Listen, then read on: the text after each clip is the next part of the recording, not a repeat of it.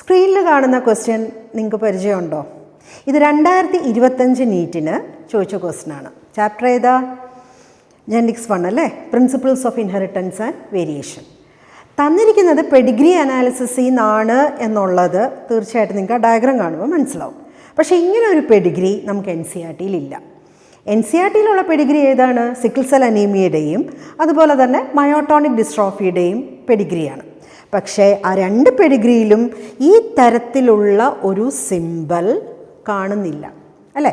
ബാക്കിയൊക്കെ, അതായത് unshaded square, shaded square, unshaded circle, shaded circle, ഇതെല്ലാം തന്നെ നിങ്ങൾ ആ രണ്ട് പെഡിഗ്രിയിൽ കാണുന്നതും പഠിക്കുന്നതും അതിനെ വെച്ച് പെഡിഗ്രി അനാലിസിസ് പഠിക്കുന്നതൊക്കെയാണ്. അപ്പോൾ പെട്ടെന്ന് ക്വസ്റ്റ്യൻ പേപ്പറിലേക്ക് ഈ തരത്തിലുള്ളൊരു സിമ്പൽ, അത് ആ പെഡിഗ്രിയിലും ആ സിമ്പലുകൾ ഉണ്ട്.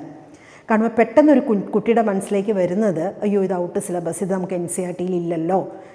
അപ്പോൾ നമ്മളിങ്ങനെ ക്വസ്റ്റ്യൻസ് ചെയ്യാൻ ഇങ്ങനെ ഓടുകയാണ്, അന്നേരം സമയം തികയില്ല, ഇതിപ്പോൾ ഔട്ട് ടെക്സ്റ്റ് എനിക്കറിയില്ല എന്ന് പറഞ്ഞ് അടുത്ത ക്വസ്റ്റ്യനിലേക്ക് പോയി മാർക്ക് വെറുതെ കളയരുത് കേട്ടോ. ഇത് നിങ്ങൾക്ക് നന്നായിട്ട് ചെയ്യാൻ പറ്റുന്ന ഒരു പെഡിഗ്രി അനാലിസിസ് എന്നുള്ള ക്വസ്റ്റ്യൻ തന്നെയാണ്. ഞാൻ ക്വസ്റ്റ്യൻ ഡിസ്കഷനിലേക്കൊന്നുമല്ല, തീർച്ചയായിട്ടും ഈ ക്വസ്റ്റ്യൻ ഉൾപ്പെടെയുള്ള എല്ലാ ക്വസ്റ്റ്യൻസും പ്രീവിയസ് ക്വസ്റ്റ്യൻസുമായിട്ട് ടീച്ചർ വരുന്ന എപ്പിസോഡുകളിൽ ക്വസ്റ്റ്യൻ അനാലിസിസ് എന്ന് പറഞ്ഞ് തന്നെ വീഡിയോ ചെയ്യുന്നതാണ്. ഇതിപ്പോൾ ഇത്ര മാത്രം നിങ്ങളെ പറഞ്ഞ് മനസ്സിലാക്കാൻ വന്നതാണ്. പെട്ടെന്ന് ഔട്ട് NCERT അല്ലെങ്കിൽ എനിക്കറിയില്ല എന്ന് തോന്നുന്ന ചില ക്വസ്റ്റ്യൻസ് ഉറപ്പായിട്ട് നിങ്ങൾക്ക് അറിയുന്നതും നിങ്ങൾക്ക് നന്നായിട്ട് ചെയ്യാൻ പറ്റുന്നതുമാണ്. ഇവിടെ ഇപ്പോൾ ആ സർക്കിൾ എന്ന് പറയുമ്പോൾ ഫീമെയിൽ തന്നെയാണ്. അതിൻ്റെ അകത്ത് ആ ഡോട്ട് ഇട്ടിരിക്കുന്നതാണ് നമുക്ക് ടെക്സ്റ്റിനകത്ത് ഇല്ലാത്തത് എന്ന് തോന്നുന്നതും ഔട്ടാണ്, ഞങ്ങൾക്കറിയില്ല എന്ന് തോന്നുന്നതായിട്ടുള്ളൊരു വിഷയം എന്ന് പറയുന്നത്. അത് പക്ഷെ നോക്കി അവർ ഇവിടെ തന്നെ കൊടുത്തിട്ടുണ്ട്, കാരിയർ ഫീമെയിൽ എന്ന് കൊടുത്തിട്ടുണ്ട്. അപ്പോൾ പെഡിഗ്രി നോക്കിയിട്ട് അത് ഔട്ടെന്ന് പറഞ്ഞ് അടുത്ത ക്വസ്റ്റ്യനിലേക്ക് പോവരുത്. ഓപ്ഷൻസ് നോക്കുക.